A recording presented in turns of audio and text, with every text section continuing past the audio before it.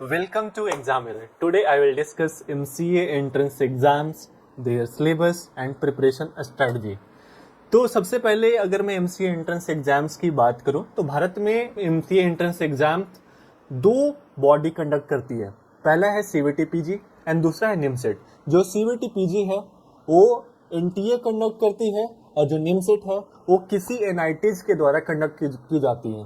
तो आज के वीडियो में हम लोग डिस्कस करेंगे उनके फॉर्म फिलिंग डेट के बारे में, एग्जामिनेशन डेट के बारे में, एलिजिबिलिटी के बारे में, सिलेबस के बारे में एंड एग्जाम प्रिपरेशन स्ट्रेटजी के बारे में। तो अगर सबसे पहले मैं देखूँ जो कॉमन यूनिवर्सिटी एंट्रेंस टेस्ट यानी कि CVT PG 2026, तो इसका फॉर्म फिलिंग का जो डेट होगा वो मोस्टली दिसंबर महीने में होगी। ये टेंटेटिव है, कोई अभी तक इसका ऑफिशियल नोटिफिकेशन आया नहीं है, लेकिन टेंटेटिव है कि ये दिसंबर 2025 में स्टार्ट होगी फॉर्म फिलिंग। एंड इसका एग्जामिनेशन हो सकता है फर्स्ट वीक ऑफ मार्च 2026 में, 2026 में। और अगर मैं निमसेट की बात करूं तो ये इन द मंथ ऑफ फरवरी जो है कि इसका फॉर्म फिलिंग डेट हो सकता है। एंड इसका जो एग्जाम हो सकता है जो टेंटेटिव है in the month of May 2026। तो अगर अपन नेक्स्ट बात करते हैं कि इनकी एलिजिबिलिटी क्राइटेरिया के बारे में, तो जो CVT PG जो एग्जाम है जिससे आप दो कोर्स में एडमिशन ले सकते हैं, पहला है MCA और दूसरा है MSc कंप्यूटर साइंस। और अगर इसकी एलिजिबिलिटी की अगर मैं बात करूं तो उसमें जिन बच्चों ने BCA, BSc कंप्यूटर साइंस या IT या फिर कोई BSc मैथ्स या BSc फिजिक्स या BA स्टैटिस्टिक्स और मैथमेटिक्स या PGDCA कर रखा हो, वो इस एग्जाम के लिए एलिजिबल है।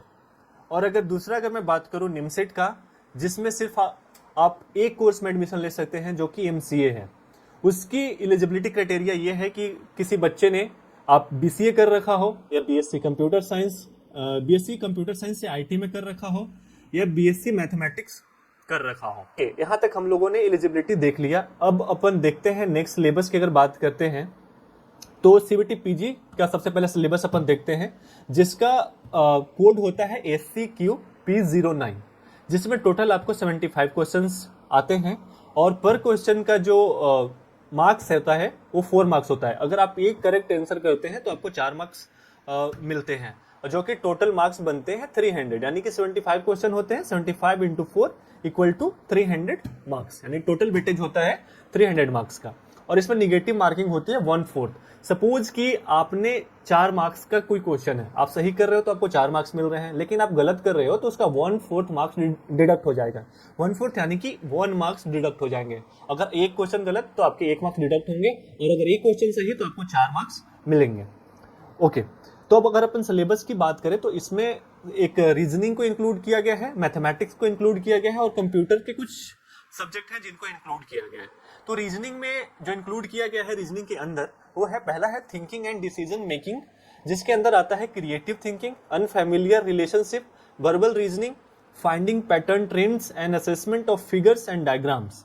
और अगर मैं वहीं पे मैथमेटिक्स की अगर मैं बात करूं तो पहला आता है सेट थ्योरी एंड दूसरा आता है अलजेब्रा एंड तीसरा आता है कोऑर्डिनेट ज्योमेट्री एंड चौथा आता है कैलकुलस। और कंप्यूटर्स के कुछ जो सब्जेक्ट्स हैं अगर मैं उनकी बात करूं तो पहला आता है ऑपरेटिंग सिस्टम एंड दूसरा आता है डेटा स्ट्रक्चर एंड तीसरा आता है डिजिटल फंडामेंटल्स।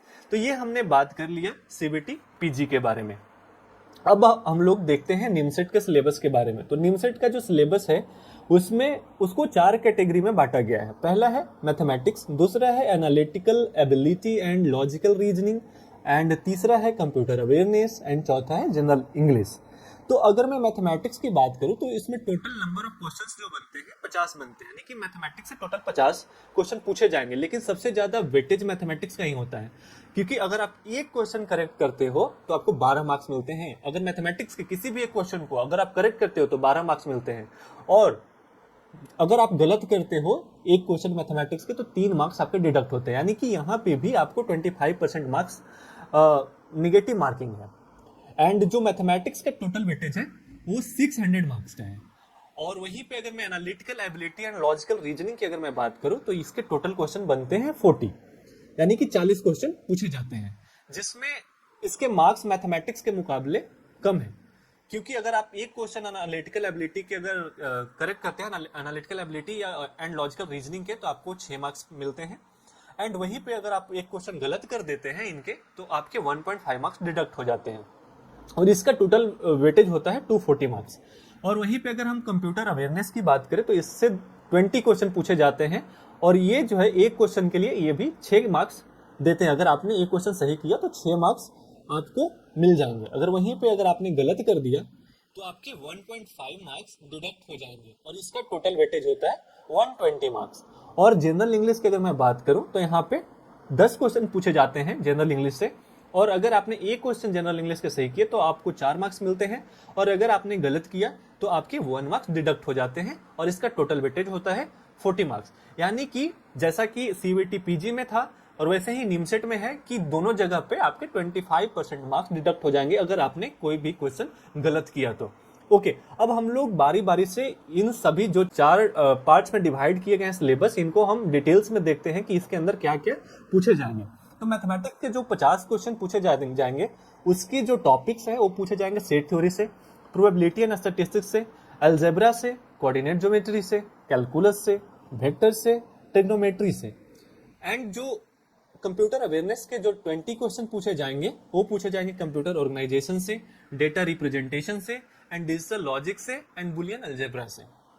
एंड वहीं पे अगर analytical ability and logical reasoning की बात करूं जिससे 40 क्वेश्चन पूछे जाते हैं, तो ये कोई स्पेसिफिक यहाँ पे टॉपिक डिफाइन नहीं किया गया है।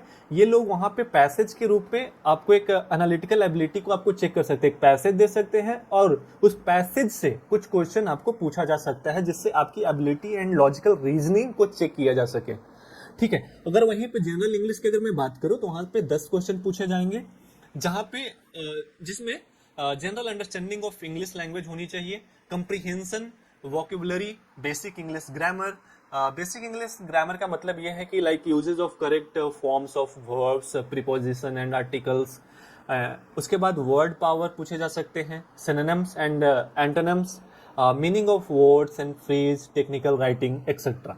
ये सब हमने सिलेबस को डिटेल में हमने देख लिया कि सीबीटी पीजी एंड निमसेट में क्या क्या सिलेबस है और क्या कहाँ से क्वेश्चन पूछे जा सकते हैं। अब अपन नेक्स्ट में आते हैं एग्जाम प्रिपरेशन स्ट्रेटजी पे। तो सबसे पहले स्ट्रेटजी जो मेरी स्ट्रेटजी रही है अभी तक की, जो जितने मैंने एग्जाम्स क्वालिफाई किए हैं उसमें जो मैंने फॉलो किया है वही मैं आपको बता रहा हूँ।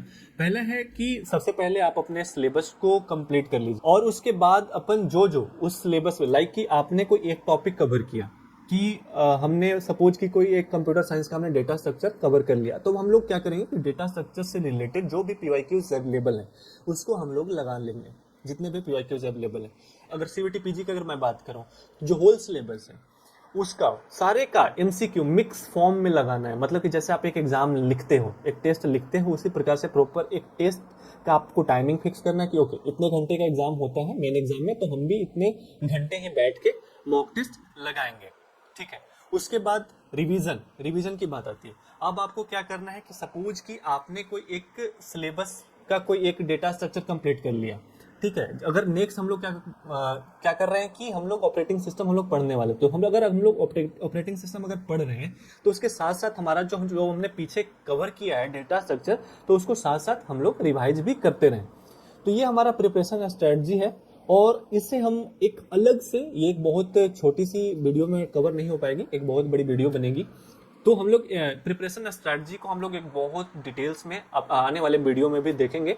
एंड अभी के लिए हम लोग यहीं पे अपने वीडियो को समाप्त करते हैं। And thank you so much for watching me and welcome to Exam Mirror को आपके चैनल को आप लोग लाइक करें, सब्सक्राइब करें, और जितना हो सके शेयर करें, और आप अपने दोस्तों तक पहुंचाएं ताकि उनको भी इस चैनल के माध्यम से एग्जाम को निकालने में, एग्जाम को क्रैक करने में काफी ज्यादा बेनिफिट्स हो। Thank you so much.